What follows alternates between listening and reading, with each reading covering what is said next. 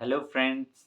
हमारे एक बिहारी सब पे भारी परिवार में यूपीएससी सिविल सर्विस एग्जामिनेशन की honest and successful exam based preparation के लिए जो हमने मैराथन क्लास शुरू की है उसके यूपीएससी गाइडेंस पार्ट में मैं आपका वेलकम करता हूं।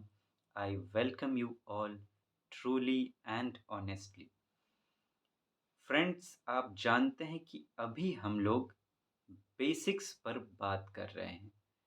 बेसिक्स, उसकी अंडरस्टैंडिंग और उसके प्रिपरेशन पर। इस सीरीज की शुरुआत मैंने इस बात से की है कि हम पहले ये समझ लें कि बेसिक्स आखिर इम्पॉर्टेंट है या नहीं, और है तो क्यों इम्पॉर्टेंट है। वो इसलिए क्योंकि मैंने आपसे कहा था और मैं फिर से कह रहा हूँ कि मेरा ये मानना है कि अगर किसी भी चीज़ की शुरुआत, वो तैयारी की बात हो या ऐसे रियल लाइफ की भी बात हो, इस बात से की जाए कि उस चीज़ के इम्पोर्टेंस को हम पहले समझ लें, तो हमारा नज़रिया उसके प्रति बदल जाता है। अगर हम पढ़ाई की बात करें, तो जो हम पढ़ने जा रहे हैं उसके इम्पोर्टेंस को पहले समझ लें, तो होता ये है कि हमारे अंदर एक विश्वास पैदा हो जाता है कि नहीं, ये सच में इम्पोर्टेंट है, मेरी ज़रूरत है, तो फिर हम अपना पूरा एफ़र्ट वहाँ लगा पाते हैं।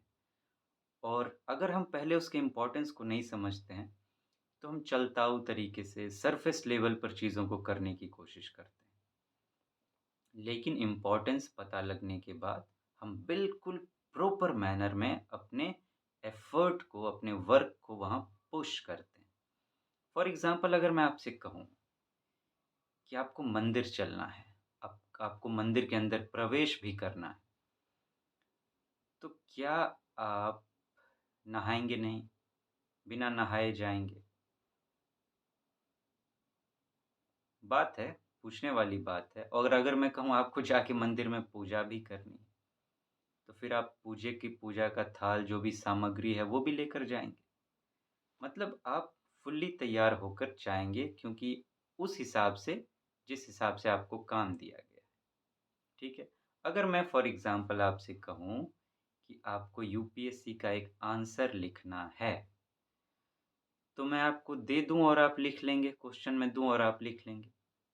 या पहले जिस टॉपिक से संबंधित आपको क्वेश्चन दिया गया है, पहले आप उस टॉपिक को समझेंगे, फिर ये देखेंगे कि आंसर राइटिंग की कैसे जाती है, उसके स्ट्रक्चर को सीखने की कोशिश करेंगे, तब कहीं जाकर आप आंसर लिख पाएँगे। सीधे तो नहीं लिख पाएँगे। तो मतलब पहले अगर जो चीज़ दी गई है, लेकिन अगर मैं बात किस बात पर कर रहा था कि इम्पोर्टेंस पहले पता चल जाए, तो आपको मंदिर की इम्पोर्टेंस पता है कि क्या है, इसीलिए आप नहा धोकर जाएँगे, उसके अनुसार तैयार होकर जाएँगे, ऐसे ही नहीं चले जाएँगे। आपको पता है कि यूपीएससी एग्ज़ाम में आंसर राइटिंग की क्या इम्पोर्टेंस है, उसके बिना ये एग्ज़ाम ही क्रैक नहीं हो सकता।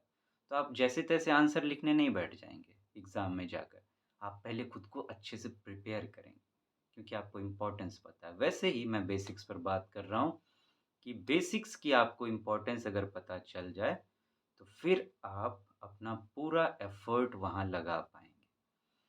इस सीरीज़ की शुरुआत मैंने यूपीएससी के स्टेटमेंट से की थी, जो उसने मेन एग्ज़ामिनेशन को लेकर दी है। वो स्टेटमेंट ऐसा था जिसमें यूपीएससी ने बताया है कि उसको कौन-कौन सी एबिलिटीज़ और क्वालिटीज़ अपने कैंडिडेट्स में चाहिए, जिसका वो सिलेक्शन करेगा। उस पर हम लोग काफ़ी बात कर चुके हैं। अब ये उस स्टेटमेंट का फाइनल पार्ट है, जो जिसमें यूपीएससी ने कुछ कहा है आंसर राइटिंग के विषय में, कि आपकी आंसर कैसी होनी चाहिए। उसने जो कहा है, वो समझने की कोशिश हम लोग करते हैं और फिर देखते हैं कि ये बेसिक्स से कैसे जुड़ा हुआ है। पहला जो क्राइटेरिया उसने दिया है कि आपकी जो आंसर है, वो रिलेवेंट होनी चाहिए। रिलेवेंट, हिंदी में उसने कहा है संगत। रिलेवेंट कहने का क्या मतलब? मैंने बहुत देखा है ऐसे स्टूडेंट्स को, और इवन कि मैं जब एग्ज़ाम्स होते हैं उसके क्वेश्चंस देखता हूँ और ऑनलाइन भी उसके आंसर्स पढ़ता हूँ, रियल लाइफ़ में भी देखता हूँ उसके आंसर्स, तो मुझे बड़ा दुःख होता है। कहने का मतलब कि मैंने क्वेश्चंस देखा, उसमें पूछा कुछ जा रहा है और लिखा कुछ जा रहा है। इसको कहते हैं असंगत आंसर, इर्रेलेवेंट। कि आपसे पूछा, अब मान लीजिए पूछा गया एक टॉपिक पर, लेकिन उसका एंगल कुछ और था। फॉर एग्ज़ाम्पल कि पूछा जा रहा है, जैसे इसी बार के मैं एक क्वेश्चन लूँ, तो जीएस पेपर 1 का पहला क्वेश्चन ही जो था, मुझे जहाँ तक याद आ रहा है, इस तरह का कुछ था कि एंशिएंट इंडिया जो है, उसके डेवलपमेंट में ज्योग्राफिकल फैक्टर्स का क्या रोल रहा है? ऐसा एक क्वेश्चन था। अब मैंने बहुत उस पर आंसर्स पढ़े, मत पूछिए क्या कहूँ। अब उसमें पर्वतों, नदियों, पहाड़ों के की सिर्फ़ बातें की जा रही हैं कि पर्वतों से कैसे कोई जगह डेवलप होता है, नदियों से कैसे कोई जगह डेवलप होता है, खेती से कैसे कोई जगह डेवलप होता है, इस पर बातें की जा रही हैं। लेकिन वहाँ पूछा क्या गया है कि ज्योग्राफिकल फैक्टर्स की मदद से एंशिएंट इंडिया के डेवलपमेंट में कैसे मदद मिली? एंशिएंट इंडिया को शामिल करना ज़रूरी है। इन दोनों को मिलाकर लिखना है, लेकिन अलग कर देते हैं, और कोई-कोई एंशिएंट इंडिया पर ही लिखना शुरू कर दे रहे हैं। ऐसे हँसी भरे आंसर्स, और ऐसे-वैसे इंस्टीट्यूट्स के नहीं, अच्छे खासे इंस्टीट्यूट्स के, जिन्हें टॉप इंस्टीट्यूट्स माना जाता है। एक क्वेश्चन पे मैंने बहुत शुरू में बात की थी, जीएस 1 के एक क्वेश्चन, इसी क्वेश्चन पर। मैंने वो आंसर एक पढ़ के भी बताया था आपको, और ऐसे भी मैंने देखा है बहुत। तो ज़रूरी है कि क्वेश्चंस के एंगल को समझना, कि क्वेश्चंस किस अंदाज में पूछा जा रहा है।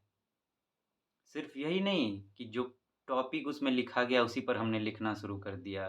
पहले ये देखिए कि एंगल क्या है, किस हिसाब से पूछा गया। फिर उसका जो कीवर्ड्स होते हैं, एक्सप्लेन पूछा गया है, एनालाइज़ पूछा गया है, कि क्रिटिकली एनालाइज़ पूछा गया है, कि कमेंट पूछा गया, क्या पूछा गया, उस हिसाब से आपको लिखना होता है। लेकिन हम अपने मर्ज़ी से लिखने लगते हैं किसी भी तरीके से, तो वो इर्रेलेवेंट। लेकिन यूपीएससी क्या कह रहा है, आपके आंसर रिलेवेंट होने चाहिए, मतलब कि जो पूछा जा रहा है और जैसे पूछा जा रहा है, इस दोनों का ख़्याल रखना है। और दूसरा क्या कह रहा है कि आपके जो आंसर्स हैं वो मीनिंगफुल होने चाहिए। मैंने अक्सर स्टूडेंट्स को सरफेस ज़्यादातर, अक्सर क्या मैं कहूँ, ज़्यादातर स्टूडेंट्स को अक्सर ही सरफेस लेवल के आंसर्स लिखते देखा है। मैंने क्वेश्चन पूछा गया, एकदम simple simple answers, school colleges वाले बच्चों जैसे, कि अब अपने हिसाब से फॉर्म कर लिया। लेकिन यूपीएससी क्या कह रहा है कि उसको मीनिंगफुल आंसर चाहिए। मीनिंगफुल मतलब क्या? कि अब अगर कुछ पूछा गया है, जैसे वो मैं उसी क्वेश्चन की बात करूँ जो मैं कह रहा था, तो आप उसमें एंशिएंट इंडिया है, तो आप ये बताइए ना कि एंशिएंट इंडिया में जो-जो हैं फैक्टर, जैसे मगध साम्राज्य हुए, मौर्य हुए, बुद्धिज़्म हुए, जैनिज़्म हुए, गुप्ताज़ हुए, हर्षवर्धना हुए, वैदिक काल उससे बहुत पहले शुरुआत में, Harappan civilisation, IVC, Indus valley civilisation, Harappa हुए, बुद्धिज़्म, जैनिज़्म भी बीच में आई। तो इन चीज़ों का डेवलपमेंट, इन्हें शामिल कीजिए ना, कि अगर सम्राट अशोक इतने बड़े साम्राज्य को फैला पाए, तो सम्राट अशोक के फैलने में ज्योग्राफिकल फैक्टर्स का क्या रोल है? तो मतलब आपको फैक्ट्स डालने होंगे, रेफ़रेंसेस डालनी होंगी, अपने आंसर को वज़नदार करना होगा, ताकि जो पूछा गया है उससे एग्ज़ामिनर कनेक्ट कर सके कि हाँ, ये चीज़ें ऐसी हैं, तब जाके आपका आंसर मीनिंगफुल होगा। बस आप ये लिख देंगे कि नदियों में पानी मिलता है, पानी से अच्छा खेती होता है, और अच्छी खेती होने से जगह ग्रोथ कर जाता है। पहाड़ें होती हैं, पहाड़ों से प्रोटेक्शन मिलता है, तो दुश्मन अंदर नहीं आ पाते हैं, तो इससे विकास में मदद मिलती है। अरे भैया वो कुछ और पूछ रहा है, खाली विकास की बात नहीं कर रहा है वो, एंशिएंट डेवलपमेंट के विकास की बात कर रहा है। वहाँ फ़ोकस करना ज़रूरी है हमें, एक-एक पॉइंट को, किसी भी चीज़ को छोड़ नहीं सकते हैं। तब जाके आपका आंसर कहीं मीनिंगफुल बनेगा। और अंतिम बात, ससिंक्ट आंसर, मतलब समराइज्ड शॉर्ट आंसर्स। यूपीएससी साफ-साफ अपने क्वेश्चंस के साथ में वर्ड लिमिट लिखता है कि आपको 150 शब्दों में लिखना है या 250 शब्दों में लिखना है। साफ-साफ लिखता है, लेकिन जब स्टूडेंट्स आंसर्स लिखते हैं, तो पता नहीं कहाँ खो जाते हैं। इस चीज़ को तो दिमाग से ही निकाल देते हैं।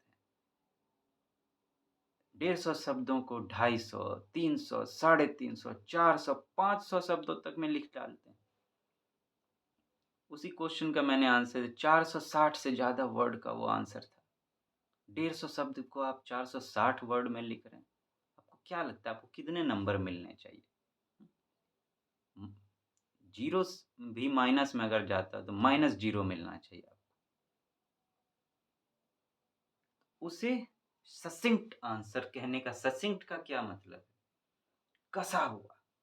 कसा हुआ आंसर, मतलब कि उसका स्ट्रक्चर बिल्कुल प्रॉपर हो। जो उसने पूछा है, बस उतना भर आप, जो उसका वर्ड लिमिट दिया हुआ है, उतने में बता दीजिए। अगर उसने उस क्वेश्चन के लिए उतना वर्ड लिमिट दिया है, तो मतलब कि उतने वर्ड लिमिट में उस आंसर को लिखा जा सकता है, उससे बाहर की ज़रूरत ही नहीं है। और कुछ ऐसा बहुत कम होता है लेकिन, कि जो पूछा गया उससे भी कम लिख रहे हैं, आधा ही लिख रहे हैं। 150 में पूछा गया तो 70-80 में ख़त्म कर रहे हैं। ऐसा तो शायद ही कभी होता है। लेकिन अब ऐसा तब होता है जब कुछ भी नहीं आता है उसके बारे में, तब ऐसा होता है। लेकिन ज़्यादातर ये होता है कि वो भरते चले जाते हैं, भरते चले जाते हैं, और वहाँ एग्ज़ाम में जो पेपर्स आता है, उसके जो आंसर शीट आप देखेंगे, आपको एक क्वेश्चन दिया हुआ रहेगा और उसके बाद थोड़ा-सा स्पेस दिया रहेगा, जितने में उसका वर्ड लिमिट आ जाए, उसके पास दूसरा क्वेश्चन लिखा होता है, शुरू हो जाता है। ऐसे उसका आंसर शीट होता है, कभी देखिएगा। तो आप ज़्यादा वर्ड में लिखने का अफ़ोर्ड ही नहीं कर सकते वहाँ पर, तो फिर आप वैसी प्रैक्टिस ही क्यों करते हैं? तो ये यूपीएससी की डिमांड है। और इस डिमांड को पूरा करने के लिए आपको अपने लैंग्वेज पर कमांड होना चाहिए। जिस लैंग्वेज में आप आंसर लिख, क्योंकि अपने ही लैंग्वेज में लिखना पड़ेगा, वहाँ तो आपको दिमाग में आंसर फ़ॉर्म करना है तुरंत, वो कहीं लिखा हुआ आंसर तो मिलेगा नहीं जैसा क्वेश्चन यूपीएससी पूछता है। टॉपिक्स आपने पढ़े हैं, लेकिन जैसा क्वेश्चन पूछा गया वो बने-बनाए आंसर्स आपको नहीं मिलेंगे। खुद ही फ़ॉर्म करना है, खुद ही लिखना है, उसके लिए अपना लैंग्वेज पावर होना चाहिए। और वो जो लैंग्वेज पावर आता है, वो तब आता है जब आपकी पढ़ाई की नींव मजबूत हो, आपको उसका जड़ पता हो, जड़ से लेके आपने शुरुआत की हो, तब आप चीज़ों को अपने अनुसार फ़ॉर्म कर पाते हैं। और ये जड़ क्या है? यही जड़ है बेसिक्स, कि चीज़ों को, जो सब्जेक्ट्स है उसकी फाउंडेशन आपको पता है, कि कैसे ये आया है, तभी तो आप उस पर कुछ फ़ॉर्म कर पाओगे ना, अपने दिमाग में कुछ बना पाओगे। अब एक पेड़ है, मैं आपसे कहूँ, पेड़ की एग्ज़ाम्पल मैं ले रहा हूँ इस सीरीज़ में, कि इसके बारे में कुछ बताइए, तो आप कहाँ से शुरुआत करोगे आप बताइए? और आप कैसे बता पाओगे? बिना उसके जड़ को जाने, क्या आप बता पाओगे कि इसकी उत्पत्ति कैसे हुई है? ये कैसे इतना बड़ा हुआ? क्या किया गया, नहीं किया गया?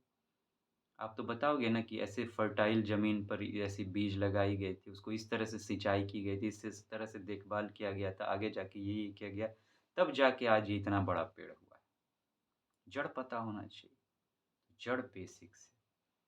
तो ये सीरीज़ पर जो मैंने बात की है फ्रेंड्स, वो इसलिए सिर्फ़, ताकि मैं बेसिक्स के इम्पोर्टेंस को आपके अंदर बहुत गहरे तौर पर उतार सकूँ। एक बार अब इम्पोर्टेंस उतर गई, जो मुझे विश्वास है कि अब तक उतर चुकी होगी, अब इस पर तैयारी तगड़ी हम लोग कर पाएँगे। अब नेक्स्ट क्लास से हम लोग समझेंगे कि बेसिक्स असल में है क्या, प्रैक्टिकल टर्म्स में, यूपीएससी के सिलेबस के टर्म्स में, उस सेंस में समझने की कोशिश करेंगे कि बेसिक्स क्या है, और फिर उसकी तैयारी कैसे की जाए, उस पर बातें करेंगे। ये सबसे इम्पोर्टेंट स्टेज है हमारा बेसिक्स। थैंक यू फ्रेंड्स, फिर मिलते हैं। Have a nice day, take very good care of yourself. Thank you.